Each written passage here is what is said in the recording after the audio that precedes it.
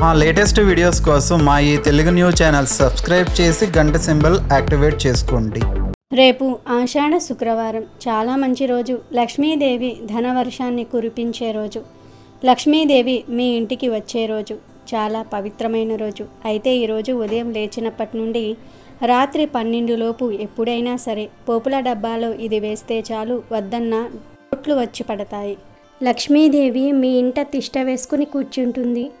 ఎవరైతే ఎక్కువగా ఆర్థిక ఇబ్బందులతో బాధపడుతూ ఉంటారో, అప్పులు పెరిగి బాధపడుతూ ఉంటారో, ఎంత కష్టపడినా సరే తగిన ఫలితం రాక బాధపడుతూ ఉంటారో, అలాంటి వారు రేపు శుక్రవారం రోజున పోపుల డబ్బాలో దీనిని పెట్టి చూడండి.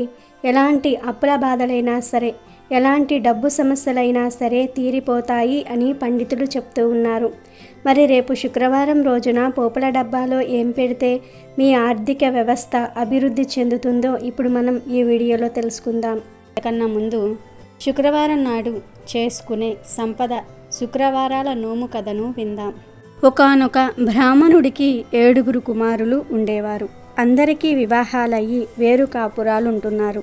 ఆఖరి కుర్రవాడు మాత్రం ఏ వృత్తిలోనూ కుదరలేకపోవటం వలన కటిక దరిద్రంతో కాపురాన్ని ఈడ్చుకు వెళ్తూ ఉన్నాడు. ఇలా ఉండగా ఒక శుక్రవారం ఉదయమే శుక్రవార మహాలక్ష్మి ఆ బ్రాహ్మణ కుమారుల ఇళ్లకు వచ్చింది. ఆమె వచ్చేసరికి పెద్ద కోడలు అద్దిదాకా ముందరేసుకొని పిల్లలకు మెతుకులు పెడుతూ తాను ముద్దలు మింగుతుంది. అది చూసి దీని ఇంటికి ఎందుకొచ్చానా అనుకుంటూ లక్ష్మీదేవి రెండో కొడుకింటికి వెళ్ళగా రెండో కోడలు పాచివాకిట్లో కూర్చుని పేడ చేసుకుంటుంది. శుక్రవారం మహాలక్ష్మి ముక్కు మూసుకుని మూడో ఇంటికి వెళ్ళగా ఆ కోడలు పాత గుడ్డలకు మాసిక వేసుకుంటుంది.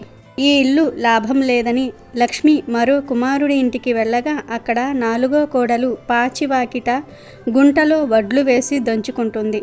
లక్ష్మి వేరే వైపు వెళ్ళగా ఆ వేళకు అక్కడ 5వ కోడలు జుట్టు విరబూసుకొని పేలు కుక్కుకుంటుంది. ఆ బిగువున అలాగే పైకి వెళ్ళగా 6వ కోడలు పాచివాకిట్లోనే పిల్లలకు తలంటు పోసి తాను కూడా తలంటుకుంటుంది. అక్కడ కూడా ఉండబుద్ధి కాని లక్ష్మీదేవి మరికొంచెం ముందుకు రాగా అక్కడ 7వ కుమారుడి గుడిసె కనపడింది. ఆ 7వ కోడలు అప్పటికే వాకిలంతా ఆవుపేడతో అలుక్కుని తెల్లగా ముగ్గు వేసుకొని గడపకు తన ముఖానికి కూడా పచ్చగా పసుపు రాసుకొని ఎర్రగా బొట్టు పెట్టుకొని ఉన్న ఒక్క చీరను భర్తకు కట్టుకొనిచ్చి వ్యాపారానికి పంపి తాను ఆయన రాకకే ఎదురు చూస్తూ తలుపు చాటున కూర్చుని ఉంది. ఆహా, ఇక్కడంత చక్కగా చల్లగా సుఖంగా శుభ్రంగా ఉందో కదా, నేనిక్కడే సేద తీరత అనుకుని లక్ష్మీదేవి అరుగు మీద కూర్చుని ఇంట్లో వారెవరో ఇలా బయటకు రెండని పిలిచింది. అందుకు ఆ తలుపు చాటున కూర్చున్న తరుణీమణి, అమ్మ, మా ఇంటి కట్టుబట్ట ఒక్కటే ఉంది, దానిని మా ఆయన కట్టుకుని వ్యాపారానికి వెళ్ళారు, ఆయన వచ్చే వరకు నేను బయటకు రాలేను అని చెప్పింది. అది విని లక్ష్మీదేవి ఆమెకొక చీరను లోపలికి అందించింది. అది కట్టుకుని బయటకు రమ్మంది. ఆ పిల్ల అలాగే రాగా లక్ష్మీదేవి ఆమెతో, అమ్మాయి, నాకొక సోలెడు బియ్యపుటు అన్నం వండి పెట్టు అని అడిగింది. అందుక చిన్నది, తల్లి, నా పెనిమిటి వ్యాపారం నుంచి వస్తేనే గాని ఇంట పిడికెడు బియ్యమైనా లేవంది. అప్పుడు శ్రీదేవి చిరునవ్వు నవ్వి, అయితే నువ్వు షావుకారు వద్దకు వెళ్ళి మా ఇంటికి శుక్రవారపు మహాలక్ష్మి వచ్చిందని చెప్పి కావలసిన ఉప్పులు పప్పులు అడిగి తెచ్చుకో అని పంపించింది. 7వ కోడలు షావుకారు దగ్గరకు వెళ్ళి అలా అడగగానే షావుకారు అగ్గగ్గలాడిపోతూ అన్ని సరుకులు ఇచ్చి పంపించాడు. అదేవిధంగా తెలగలింటికి వెళ్ళి తెలగపిండి, తైలాలు, కంచెటికి వెళ్ళి బిందెలు వగైరా పాత్రలను, తాళ ఇంటికి వెళ్ళి మంచి వస్త్రాలను తెచ్చుకుంది. ఆ ఇల్లాలు ఆ సామాగ్రిలన్నీ ఇంట్లో పెట్టి నవకాయ పిండి వంటలతోటి 4 కూరలతోటి శుక్రవార మహాలక్ష్మికి పుష్టిగా భోజనం పెట్టగా ఆమె తృప్తిగా తిని అరుగు మీదనే నిద్రపోయింది. ఇంతలో ఆమె భర్త వచ్చాడు. రాగానే ఈ ఇల్లాలు అతనికి షోడశోపేతంగా భోజనం పెట్టింది. అతను కూడా ఎంతో ఆనందంగా తిని అవన్నీ ఎలా వచ్చాయని అడిగాడు. మన ఇంటికి శుక్రవారపు మహాలక్ష్మి వచ్చిందని చెప్పిందామె. ఓహో అని పడుకుండిపోయాడు అతను. అంతలో మహాలక్ష్మి లేచి ఇల్లాలితో తానింకా బయలుదేరతానని చెప్పగా రాత్రి దాకా ఉండి భోజనం చేసి వెళ్ళమన్నదా కోడలు. లక్ష్మి సరేనంది. చీకటి పడింది. లక్ష్మీదేవి భోజనం చేసింది. రాత్రి భోజనం అనంతరం ఆమె వెళ్ళిపోతానని అనగా చీకటిలో వెళ్ళవద్దు, వెలుగొచ్చాక రేపు ఉదయమే వెళ్ళమంది ఇల్లాలు. సరేనని ఆ లక్ష్మి ఆ రాత్రికి అక్కడే పడుకుంది. రాత్రి వేళ లేచి, అమ్మాయి కడుపు నొప్పిగా ఉంది, ఒక్కసారి వీధిలోకి వెళ్ళి వస్తావా అని చెప్పగా, కోడలు చీకట్లో పురుగు పుట్ల ఉంటాయి, వీధిలో కెందుకు, ఎప్పుడు అవసరమైతే అప్పుడు ఇంట్లోనే ఏదో ఒక మూల కూర్చోమంది. మహాలక్ష్మి అలాగే చేసింది. రాత్రి అంతా నిద్రపోతుండగా మహాలక్ష్మి లేచి ఇంట్లో 4 మూలలా కూర్చుని తెల్లారి బ్రాహ్మణ దంపతులు లేచే లోపల మాయమైపోయింది. ఉదయం నిద్ర మేలుకొనగానే ఇంటి మూలలు శుభ్రం చేయటం కోసం ఆ గృహిణి చేట చీపురు తీసుకొని వచ్చి చూడగా 4 మూలలా 4 బంగారు కుప్పులున్నాయి. ఆమె వాటిని పెద్ద పళ్ళెంలో పెట్టి పైకెత్తి పట్టి, నా యందు శుక్రవారపు మహాలక్ష్మి కరుణించిందో అంటూ ఆనందంతో కేకలు వేయసాగింది. ఆ కేకలకు నిద్రలేచిన భర్త జరిగినది తెలుసుకుని ఆనందించాడు. మొదలు జీవితాంతం ఆ దంపతులు సంపద శుక్రవార నోము నోచుకుంటూ అనతి కాలంలోనే ఆ ఊరందరిలోనూ ధనవంతులయ్యారు. వ్రత విధానం. సంపద శుక్రవారం నోము అనేది శ్రావణమాసం మొదటి శుక్రవారం నాడు మొదలుపెట్టి 5 శుక్రవారాలు ప్రతి శుక్రవారం ఆచరించే శుభవ్రతం. ఈ వ్రతం చాలా సులభంగా చేసుకోవచ్చు. ఈ వ్రతం చేసేవారు శుక్రవారం ప్రాతకాలమే నిద్రలేచి ఇల్లు తుడిచి ఇంట్లో 4 మూలలా ముగ్గు పెట్టి తలంటు స్నానం చేసి తల దువ్వుకొని కాటుక పెట్టుకొని పసుపు రాసుకొని బొట్టు పెట్టుకొని శ్రీ మహాలక్ష్మిని పూజించి 5 లేదా ఒక ముత్తైదువునకు భోజనం పెట్టి ఒక కొత్త రవికల గుడ్డను దక్షిణ తాంబూలాలతో ఇయ్యాలి. ఇలా 5 సంవత్సరాల పాటు ప్రతి శుక్రవారం చేసి అనంతరం ఉద్యాపన చేసుకోవాలి. నోము నోచుకున్నంత కాలము శుక్రవారాలు ఒంటిపూట భోజనమే చేయాలి. ఉద్యాపన.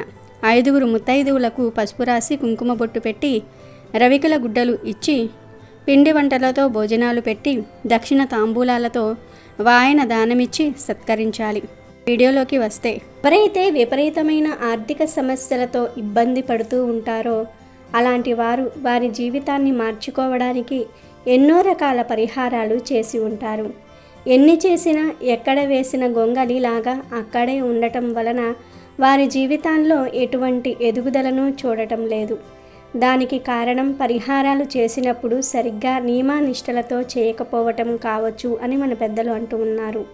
మనం ఏ పరిహారం చేసినా దానిపై పూర్తి విశ్వాసంతో ఆ పరిహారం చేయాలి. అలా చేస్తేనే దాని యొక్క ఫలితాలను చూస్తాము. అంతేగాని నేను ఈ పరిహారం చేస్తున్నాను, ఇది ఫలిస్తుందా లేదా అనే అనుమానంతో చేయకూడదు. మనం పూర్తి విశ్వాసంతో చేస్తే అది ఖచ్చితంగా ఫలిస్తుంది. మన ఇంటిపై లక్ష్మీదేవి అనుగ్రహం ఉండాలి అంటే మనం కొన్ని పనులను లక్ష్మీదేవిని ప్రసన్నురాలని చేసుకోవడానికి చేయాలి. ముఖ్యంగా ఇంట్లో ఉండే ఆడవారు తమ వంటగదిని ఎంత శుభ్రంగా ఉంచుకుంటే లక్ష్మీదేవి అంత ప్రసన్నురాలవుతుంది. ఇంట్లో ఆడవారు తమను తాము శుభ్రంగా ఉంచుకొని ఇంటిని కూడా శుభ్రంగా ఉంచుకోవాలి. ఏ ఇంటి ఇల్లాలైతే ఇంటి బాధ్యతలను సద్వినియోగంగా పాటిస్తుందో ఆ ఇంట్లో తప్పకుండా లక్ష్మీదేవి స్థిరంగా ఉండిపోతుంది. ఆడవారు తమ జీవితాన్ని ఎక్కువగా వంటగదికే అంకితం చేస్తూ ఉంటారు. వారి జీవితం మొత్తం వంటగదిలో సాగుతుంది. ఉదయం నుంచి రాత్రి నిద్రించే వరకు ఆడవారు వంటగదిని శుభ్రపరిచే ప్రక్రియలో ఉంటారు. వంటగదిని ఎంత శుభ్రంగా ఉంచుకుంటే ఇంట్లో ఉండే వారి ఆరోగ్యం కూడా అంతే బాగుంటుంది. వంటగది అశుభ్రంగా ఉంటే అనారోగ్య పాలవుతూ ఉంటారు. అలాగే దరిద్రదేవత కూడా తిష్ట వేసుకొని కూర్చుంటుంది. మనం లక్ష్మీదేవిని ప్రసన్నురాలిని చేసుకోవడానికి మనం వంటగదిలో ఉండే సామాన్లను వాడుతూ ఉంటాము. అలాగే ఇప్పుడు మనం చేసుకోబోయే పనులకు కూడా, అంటే ఇప్పుడు మనం చెప్పుకోబోయే ఈ పరిహారానికి కూడా వంటగదిలో ఉండే పోపుల డబ్బాను వాడుతాము. మనం వంటగదిలో ఏ వస్తువునైనా శుభ్రంగా ఉంచుకోవాలి. అలాగే పోపుల డబ్బాను కూడా అంతే శుభ్రంగా ఉంచుకోవాలి. కొంతమంది పోపుల డబ్బాల్లో పెట్టకూడని వస్తువులను పెట్టి సమస్యలను కోరి తెచ్చుకుంటూ ఉంటారు. అలాగే పోపుల డబ్బాను శుభ్రంగా ఉంచుకోకపోయినా సమస్యలు వస్తాయి. అయితే అసలు పోపుల డబ్బాలో ఏ వస్తువులు పెట్టాలో ఏవి పెట్టకూడదో ఇప్పుడు మనం తెలుసుకుందాము. ఇంట్లో తాలింపులు వేసుకునే పోపుల డబ్బాను ఎప్పుడూ కూడా స్టీల్ పాత్రనే వాడాలి. అంటే స్టీల్ పోపుల డబ్బాను మాత్రమే వాడాలి. పోపుల డబ్బా స్టీల్ది ఉండటం వలన దానిలో వేసే పదార్థాలు తొందరగా పాడవవు. అలాగే ఆ పోపుల డబ్బాలో లక్ష్మీదేవికి ఇష్టమైనవి పెట్టడం వలన లక్ష్మీదేవి కటాక్షం కలుగుతుంది. అంటే ఆవాలు, ఉప్పు, యాలుకలు, పసుపు, లవంగాలు, సుగంధ ద్రవ్యాలు అన్నీ కూడా పోపుల డబ్బాలో పెట్టుకోవచ్చు. పోపుల డబ్బాలలో ఎప్పుడూ కూడా సుగంధ ద్రవ్యాలను మాత్రమే ఉంచుకోవాలి. పోపుల డబ్బాను మన పూర్వీకుల నుండి ఎంతో పవిత్రంగా భావిస్తూ వస్తూ ఉన్నారు. అలాగే మనం పోపుల డబ్బాను ఎప్పుడూ కూడా ఓపెన్ చేసిన దానిలో నుంచి ఒక మంచి సువాసన వచ్చేలాగా చూసుకోవాలి. పోపుల డబ్బాల నుంచి ఎప్పుడైతే సుగంధ వాసన వస్తుందో అప్పుడు లక్ష్మీదేవి మీపై, మీ ఇంటిపై అనుగ్రహాన్ని కలగజేస్తుంది. అలాగే ఈ పోపుల డబ్బాలో వెల్లుల్లి, అల్లం లాంటివి పెట్టకూడదు. అలాగే చాలామంది తెలియకుండా అల్లం వెల్లుల్లి పేస్ట్ను పెట్టుకుంటూ ఉంటారు. ఈ పేస్ట్ను పెట్టుకోవటం వలన పోపుల డబ్బాలో అంత మంచి వాసన రాదు. పోపుల డబ్బాలో పొడులు పెట్టుకోవచ్చు. అలాగే పోపుల డబ్బాలో ఉపయోగించే స్పూన్ ఒక దాంట్లో పెట్టి ఇంకో దాంట్లో పెట్టకూడదు. దేని స్పూన్ దానికే ఉపయోగించటం చాలా మంచిది. అప్పుడు ఆ పొడులు కానీ అందులో ఉన్న వస్తువులు కానీ తొందరగా పాడవకుండా ఉంటాయి. కాబట్టి ఒకదానికి ఉపయోగించిన స్పూన్ను ఇంకొక దాంట్లో పెట్టకూడదు. పోపుల డబ్బాను చాలా శుభ్రంగా ఉంచుకోవాలి. దేనికి దానిని విడివిడిగా ఉంచుకొని ఆ వస్తువులను తడి లేకుండా వాడుకోవాలి. అలాగే ఈ శుక్రవారం రోజున పోపుల డబ్బాలో దేనిని పెడితే లక్ష్మీదేవి యొక్క అనుగ్రహం కలుగుతుందో ఇప్పుడు మనం తెలుసుకుందాం. ఈ పరిహారానికి మనకు ముఖ్యంగా కావలసినవి 11 లేదా 21 చిల్లర నాణ్యాలు, 3 పెద్ద యాలకులు, 2 పసుపు కొమ్ములు లేదా పసుపు పొడి. ఈ పరిహారానికి మనం ఉపయోగించే ఈ 3 వస్తువులు కూడా లక్ష్మీదేవికి ఎంతో ప్రీతికరమైనవి కాబట్టి వీటిని పోపుల డబ్బాలో పెట్టడం వలన ఖచ్చితంగా మీ ఆర్థిక సమస్యలు అనేవి తొలగిపోతాయి. ఇప్పుడు ముందుగా పోపుల డబ్బాను తీసుకొని దానిలో మధ్యలో ఒక చిన్న కప్పులో ముందుగా 11 లేదా 21 చిల్లర కాయిన్స్ను వేయండి. ఆ తర్వాత ఆ చిల్లరపై 2 పసుపు కొమ్ములను కానీ పసుపు కానీ వేయండి. అంటే పసుపు కొమ్ములు లేకపోతే చిటికెడు పసుపును వేయండి. ఈ పరిహారానికి పసుపు కొమ్ములను వాడితే చాలా అద్భుతమైన ఫలితాలను చూస్తాము అని పెద్దలు చెప్తూ ఉన్నారు. కాబట్టి వీలైనంత వరకు పసుపు కొమ్ములను ఈ పరిహారానికి వాడండి. మీకు దొరక్కపోతే చిటికెడు పసుపును వాడండి. ఆ తర్వాత వాటిపై 3 యాలకులను వేయండి. ఈ విధంగా శుక్రవారం రోజున పోపుల డబ్బా మధ్య భాగంలో ఉన్న కప్పులో ఈ 3టిని ఉంచటం వల్ల లక్ష్మీ కటాక్షం కలుగుతుంది. వీటిని మళ్ళీ ప్రతి నెల మార్చుకోవచ్చు. అయితే ఈ పరిహారంలో ఉపయోగించిన చిల్లరను గుడి దగ్గర ఉండే బిచ్చగాళ్లకు మాత్రమే ఇవ్వవచ్చు. ఇంకా ఎవ్వరికీ ఇవ్వకూడదు. ఇంట్లో కూడా వాడుకోకూడదు. మీరు ప్రతిసారి చేసుకునేటప్పుడు వేరే 11 రూపాయలను తీసుకోవాలి. అలాగే పసుపు కొమ్ములను, యాలకులను మొక్కల మొదట్లో వేయాలి. ప్రతి నెల శుక్రవారం రోజున ఇలా చేయటం వలన తప్పనిసరిగా మీ ఆర్థిక ఇబ్బందులన్నీ కూడా తొలగిపోతాయి. ప్రతి నెల ఈ పరిహారం చేసినప్పుడు ఈ వస్తువులను వేరేగా తెచ్చిపెట్టుకోవాలి. చేసిన వస్తువులతోనే పరిహారం చేయకూడదు. ఒక నెలలో చేసిన వస్తువులతో వచ్చే నెలలో మళ్ళీ పరిహారం చేయకూడదు. ఇలా చేస్తే ఎటువంటి ఫలితం రాదు. ఈ పరిహారం శుక్రవారం రోజు చేయటం వలన అద్భుతమైన ఫలితాలను చూస్తారు. కాబట్టి మర్చిపోకుండా ఈ శుక్రవారం ఇప్పుడు మనం చెప్పుకున్న విధంగా చేయండి. ప్రతి ఒక్కరూ ఇప్పుడు మనం చెప్పుకున్న విధంగా శుక్రవారం రోజున పోపుల డబ్బాలో ఈ 3 వస్తువులు పెట్టడం వలన లక్ష్మీదేవి మిమ్మల్ని అనుగ్రహిస్తుంది, మీ కష్టాలను పోగొడుతుంది. అలానే ఈ పరిహారం చేసినప్పుడు పూర్తి విశ్వాసంతో చేయండి. తప్పకుండా మీ అప్పుల సమస్యలు తీరిపోతాయి. వచ్చిన డబ్బు నిలకడగా ఇంట్లో ఉంటుంది. కాబట్టి మీరు కూడా ఈ పరిహారం చేసి మీ ఆర్థిక స్థాయిని అభివృద్ధి పరుచుకోండి. అప్పుల బాధల నుండి, డబ్బు సమస్యల నుండి బయటపడండి. ఈ పరిహారాన్ని మీ డబ్బులు మీ వద్దకు రావడానికి కూడా చేసుకోవచ్చు. అంటే ఎవరికైనా అప్పు ఇచ్చి ఉంటే ఆ అప్పు తిరిగి రాకపోతే ఆ అప్పు మీ వద్దకు రావడానికి కూడా ఈ పరిహారాన్ని చేసుకోవచ్చు. వ్యాపారంలో, ఉద్యోగంలో ఆర్థిక వ్యవస్థ మెరుగుపడాలి అన్నా సరే ఈ పరిహారం చేసుకోవచ్చు. తప్పకుండా మంచి ఫలితాలనే చూస్తారు.